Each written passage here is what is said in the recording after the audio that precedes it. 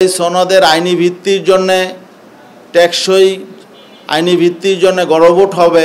এতে করে ফ্যাসিবাদ বিরোধী জুলাই আন্দোলনে যে সমস্ত রাজনৈতিক দলগুলো ঐক্যবদ্ধ ছিল ফ্যাসিবাদের বিরুদ্ধে, সে সমস্ত শক্তিগুলো ঐক্যবদ্ধভাবে ক্যাম্পিং করতে পারত।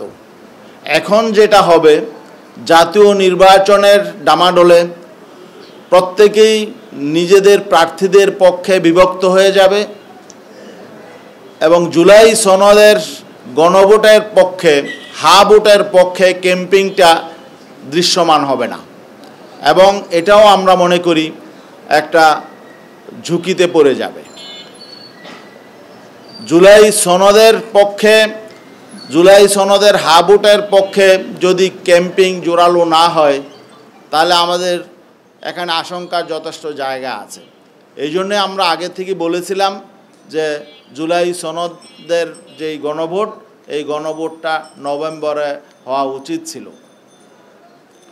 তারপরেও এটা আমাদের তাৎক্ষণিক প্রতিক্রিয়া। আমরা মনে করছি যে প্রধান উপদেষ্টা ডিসিশন দিয়েছেন এবং তিনি তার বক্তব্যের শেষ পর্যায়ে বলেছেন যে বৃহত্তর স্বার্থে রাজনৈতিক দলগুলো যাতে ঐক্যবদ্ধ থাকে, বৃহত্তর স্বার্থে রাজনৈতিক দলগুলো যাতে এই সিদ্ধান্ত মেনে নেয়।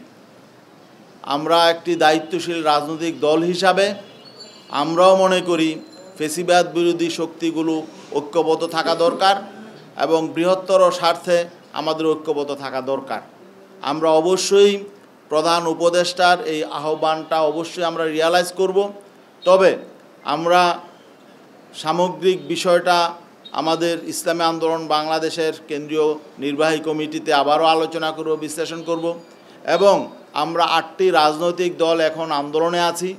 আগামীকালও আমাদের কর্মসূচি আছে। আমরা 8টি রাজনৈতিক দলও আমরা বসবো। আজকেও আমাদের লিয়াজু কমিটির মিটিং আছে, আজ 8টা থেকে লিয়াজু কমিটির মিটিং আছে। 8টি রাজনৈতিক দলও আমরা বসে আমরা পরবর্তীতে আনুষ্ঠানিকভাবে আমাদের দলীয় অবস্থান এবং আমাদের এই 8 দলের অবস্থানটা আমরা পরিষ্কার করব ইনশাআল্লাহ। বাকি আমরা প্রধান উপদেষ্টার এই গণভোটের ব্যাপারে সিদ্ধান্তটা আমরা সন্তুষ্ট চিত্তে গ্রহণ করতে পারছি না। আমাদের যে প্রত্যাশা ছিল সেই প্রত্যাশা পূরণ হয় নাই, বরং অন্য রাজনৈতিক দলের প্রত্যাশার আলোকে গণভোট জাতীয় নির্বাচনের সাথে একই সাথে মিলিয়ে দেওয়া হয়েছে। এটা আমরা মনে করি যে অনেকটা পক্ষপাতমূলক হয়েছে। ধন্যবাদ আপনাদের সবাইকে। যদি কোনো প্রশ্ন থাকে করতে পারেন।